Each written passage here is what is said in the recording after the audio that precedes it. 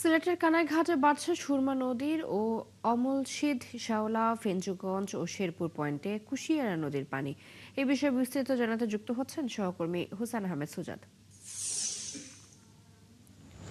সুজাত, পানি বিপদসীমার কি পরিমাণ কাছে রয়েছে এবং এ বিষয়ে নদী তীরবর্তী এলাকার যেসব বাসিন্দারা রয়েছেন তারা কি বলছেন, সব মিলিয়ে জানাবেন।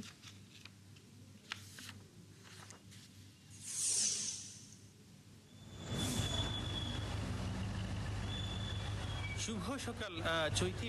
সিলেটে কিন্তু বৃষ্টিপাত হচ্ছে, পাশাপাশি ভারতের মেঘালয়ে কিন্তু বৃষ্টিপাত হচ্ছে এবং এই কারণে সিলেটের যে সকল নদী রয়েছে, বিশেষ করে সুরমা, কুশিয়ারা, সারি, প্রত্যেকটা নদীর পানি কিন্তু বাড়ছে। এবং এই মুহূর্তে যদি আমি আপনাকে নদীর চিত্র একটু দেখাই, যে সিলেট শহরে কিন্তু সুরমা নদীর পানি বেড়েই চলছে এবং পানি কিন্তু এই মুহূর্তে বিপদসীমার নিচে থাকলেও কিন্তু পানির বৃদ্ধিটা অব্যাহত রয়েছে। এবং এই মুহূর্তে আমরা যেটা জানতে পেরেছি যে গতকাল পানি উন্নয়ন বোর্ড সর্বশেষ যে আপডেট দিয়েছিল, সেই আপডেটে তারা বলেছে যে সুরমা নদীর পানি বিপদসীমার 1 সেন্টিমিটার উপর দিয়ে প্রবাহিত হচ্ছে। অর্থাৎ সুরমা নদীর কানাইঘাট পয়েন্টে যেখানে নদীর পানির বিপদসীমা হচ্ছে 12.75 সেন্টিমিটার, সেখানে এই মুহূর্তে নদীর পানি 12.76 সেন্টিমিটার উপর দিয়ে প্রবাহিত হচ্ছে। পাশাপাশি সুরমা কুশিয়ারার মিলনস্থল সিলেটের জকিগঞ্জের অমনশিদ পয়েন্ট, অর্থাৎ যেখানে বরাক নদী থেকে সুরমা এবং কুশিয়ারা শুরু হয়েছে, সেখানেও কিন্তু এই মুহূর্তে বিপদসীমার কাছাকাছি রয়েছে কুশিয়ারা নদীর পানি, অর্থাৎ 15.40 সেন্টিমিটার। এছাড়া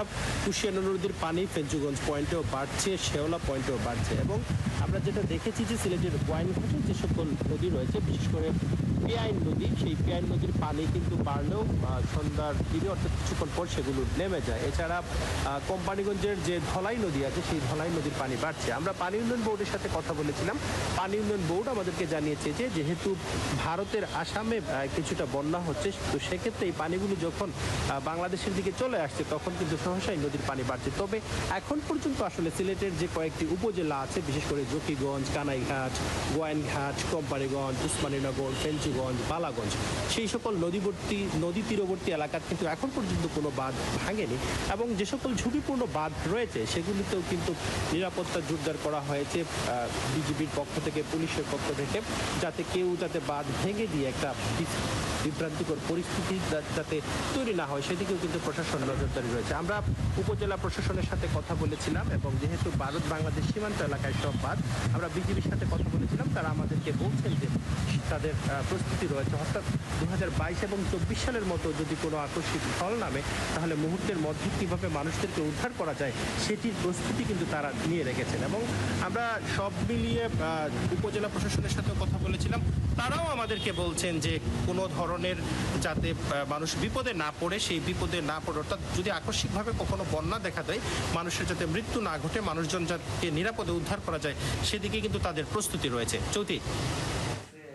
সুজাত, ধন্যবাদ আপনাকে। আমাদের সাথে সিলেট থেকে এতক্ষণ যুক্ত ছিলেন সহকর্মী হুসান আহমেদ সুজাত।